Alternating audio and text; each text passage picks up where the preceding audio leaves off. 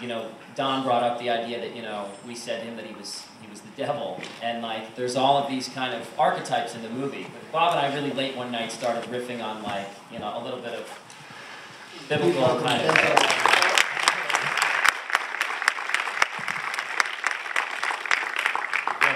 The devil. And there's a character in the movie who has a bit of a messiah complex who can save everyone potentially, maybe but himself. And I think the expression that kept coming up for me in my mind was, you know, there's no atheist in a foxhole. And I've often thought that I'm not really sure what I believe in when it comes to God sometimes, but when I'm on a plane that's pitching really severely, I find myself reaching for something. So I think that the question about like the self-definition of Whip as a character through this story, you know, it's interesting. I think that was the journey. I think that was probably why it took me so long to finish the script, because I didn't really kind of know what the end was. I mean, I didn't have an end point in mind as far as like realizing that he would come to that conclusion and reveal it in the way that he did in the movie. It was never like the end point as I started. I always saw Whip's character as both. He's a pilot and an alcoholic. And I think in the recovery parlance, it's called a functioning alcoholic. And that's how I always saw him. Let's see, gentleman there on the side. Yeah, wait, here's the mic. Yes, this is for Denzel. Yes. Okay, right over here. In regards to your character, what actually drew you to actually portraying this character? Because I noticed everybody up there, other characters, supporting characters, are enablers in regards to whitewashing everything that you've done wrong as your character. But what drew you to this type of character? Wow. What? Can you hear me? Yeah. With the redhead. It was just a great screenplay, first of all. Just a great play. I mean, I read it and I was like, wow, I'm attracted to the play. And then my agent said, you know, Bob Zemeckis wants to make this movie. I'm like, are you joking? Are you serious? So, I mean, those two elements, that's all it took, you know. And that's why I read it. What would you say was your toughest scene in the entire film? Right now. Toughest scene? I don't know. I don't think of it that way, but you know.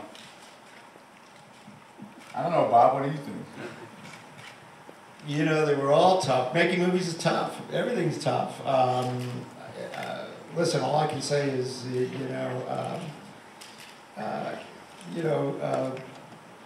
watching Denzel work every day was just an absolute, joy. He brought so many levels to this performance that just blew me away every day. But it was a tough.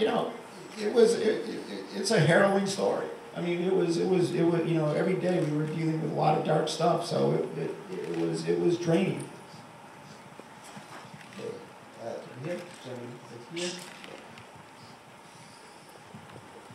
Thank you for this very complex portrait of a human being who's a pilot and an alcoholic. It's very deeply moving to me. My question has for you to Robert and to John. I'm struck with, this is a Hollywood movie, a big studio movie, and the casting. There are so many non-white faces in principal roles and secondary roles. The question is, in terms of marketing, at any point, despite who you are, Robert, was there any pressure to put other kinds of people in these kinds of roles? Because it's just extraordinary for me to see this kind of storytelling coming out of Hollywood at this point.